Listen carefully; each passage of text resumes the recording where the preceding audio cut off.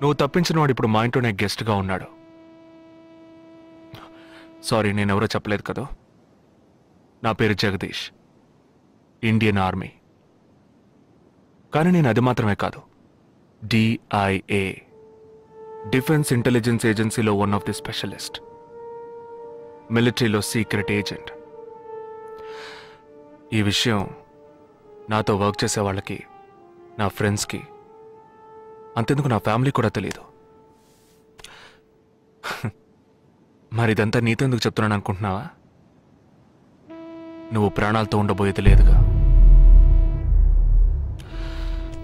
మేము క్యాంపులో ఉండేటప్పుడు ఆ దేశం వాళ్ళు మమ్మల్ని కాల్చడం, మేం తిరిగి వాళ్ళని కాల్చడం అప్పుడప్పుడు జరుగుతూ ఉంటుంది. ఒకరోజు మా క్యాంప్లో రవి అనే ఒక అతను, అతనిది మన రాష్ట్రమే, సడన్గా అదృశ్యమయ్యాడు. 7 రోజులు ఎంత వెతికినా దొరకలేదు. 8వ రోజు దొరికాడు. పాపం వాళ్ళ క్యాంప్లో చిక్కుకొని ఉంటాడు. వాడిని 7 రోజులు చిత్రహింసలు పెట్టి వాడి కళ్ళు 2 పీకేసి ఈ బియర్ బాటిల్ ఉందే, బియర్ బాటిల్, దాన్ని కింద నుంచి లోపలికి మొత్తం లోపలికి తోసేసి పగలగొట్టేశారు. మేమే వాళ్ళ ఇంటికి వెళ్ళి ఆ బాడీని అప్పగించొచ్చాం. తల్లి గుండెలు బాదుకుంటోంది, తండ్రి ఏడుస్తున్నాడు, అక్క చెల్లెళ్ళు కన్నీళ్లు కారుస్తున్నారు. 14వ రోజు వాడి తమ్ముడు వచ్చాడ్రా మిలిటరీకి. ఇక్కడ మీరంతా సంతోషంగా బతకాలనే కదరా అక్కడ రోజు మేము చస్తున్నాం.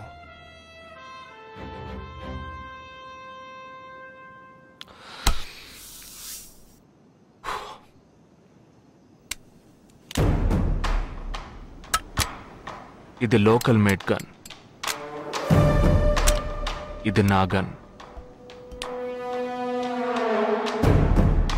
నేను నిన్ను కాలిస్తే ఎందుకు కాల్చానో వివరణ ఇవ్వాల్సి ఉంటుంది. నువ్వు చచ్చి శవమైనా నీ కుటుంబం నీ మొహాన్ని ఉమ్మేస్తుంది. నీ పిల్లలు సిగ్నల్ దగ్గర ముష్టెత్తుకుంటారు. నీ పెళ్ళం రాత్రుళ్ళు రోడ్డు పక్కన నుంచొని చేతులూపి పిలుస్తూ ఉంటుంది. అదే నిన్ను నువ్వే కాల్చుకుంటే డ్యూటీ పీరియడ్లో సూసైడ్ అని మీ ఇంట్లో ఒకరికి ఉద్యోగం వస్తుంది, PF డబ్బు వస్తుంది, పెన్షన్ ప్రతి నెల వస్తుంది. నిర్ణయం నీకే వదిలిపెడుతున్నాను. ఆ గన్ ఏమాత్రం నా వైపు తిరిగినా నేను నిన్ను కాల్చేస్తాను.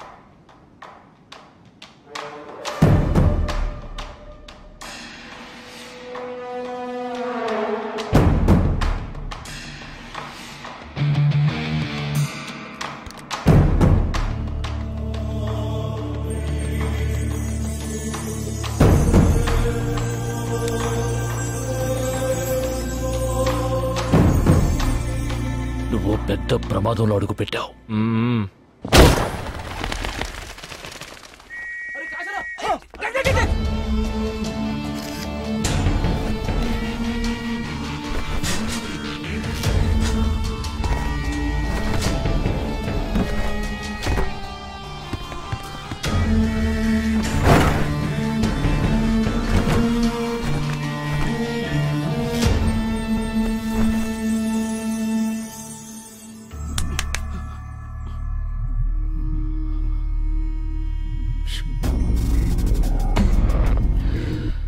మీ ఇద్దరికి పూర్తిగా ఏమీ తెలియదని నాకు తెలుసు. ओह सॉरी, मुझे पता है तुम दोनों को पूरी बात पता नहीं।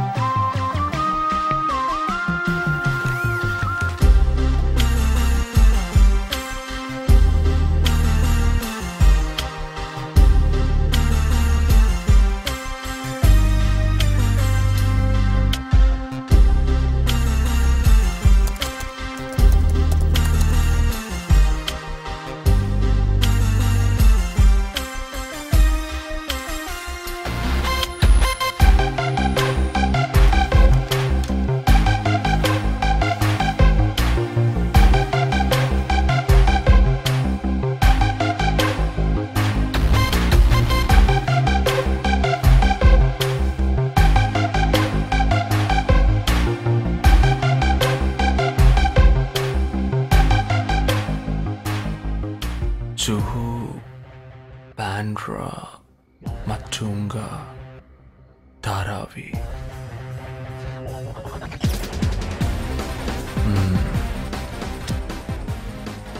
ముంబై సిటీలో 12 చోట్ల అటాక్.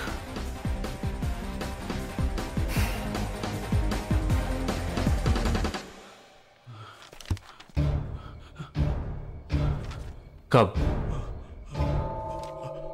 27th.